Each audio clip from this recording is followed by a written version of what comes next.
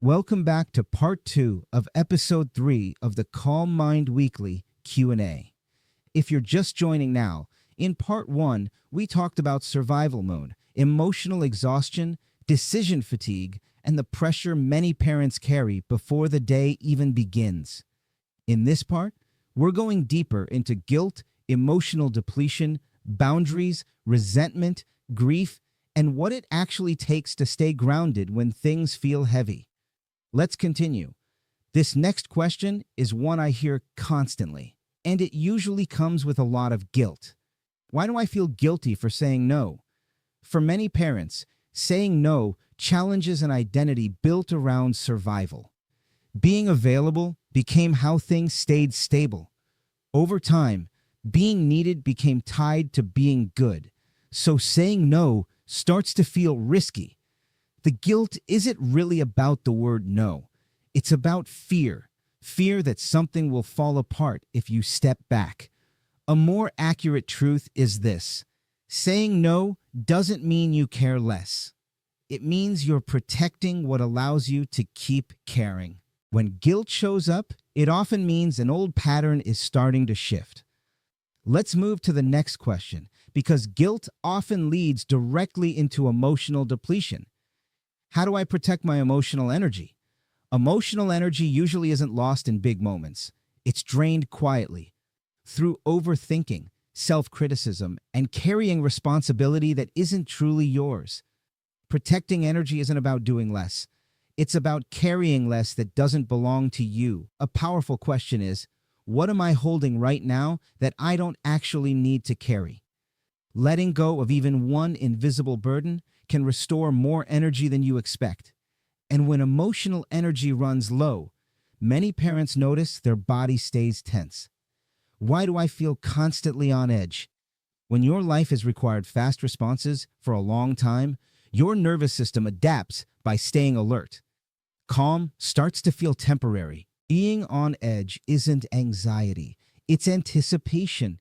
Your body is responding to past experience, not present danger.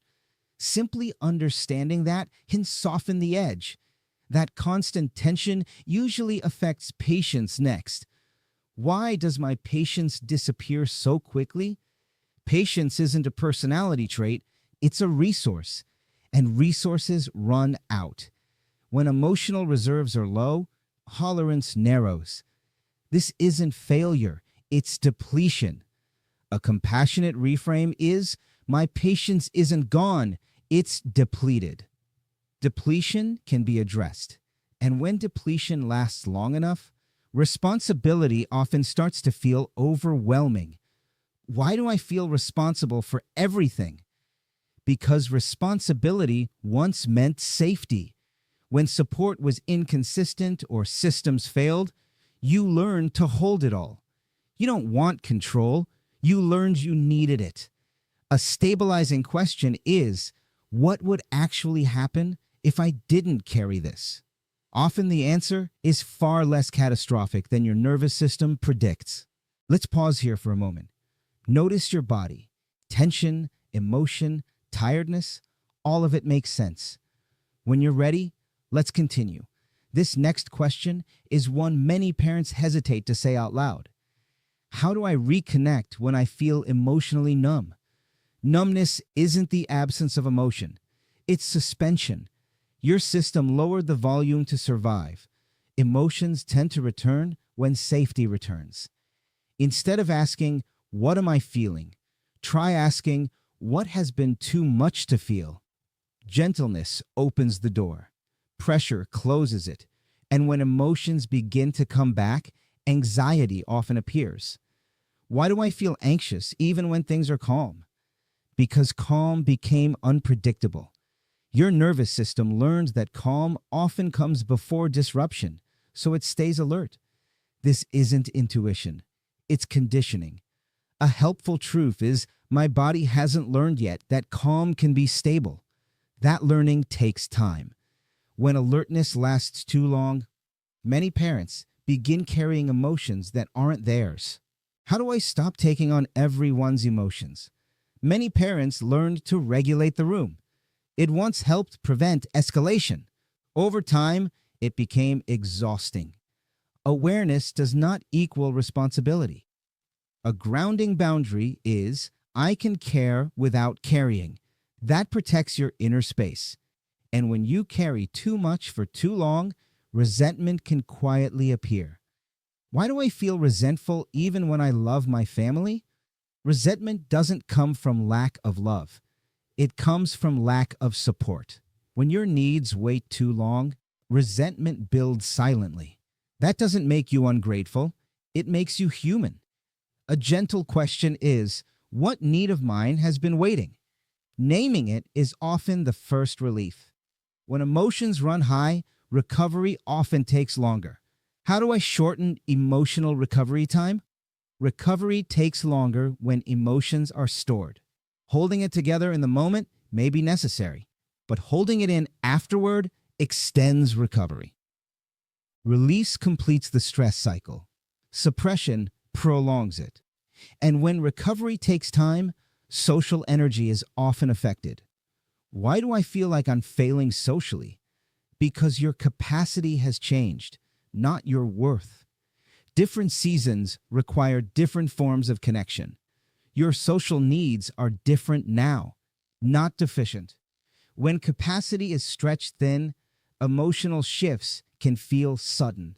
Why do I go from calm to overwhelm so fast? Because your system is already close to capacity.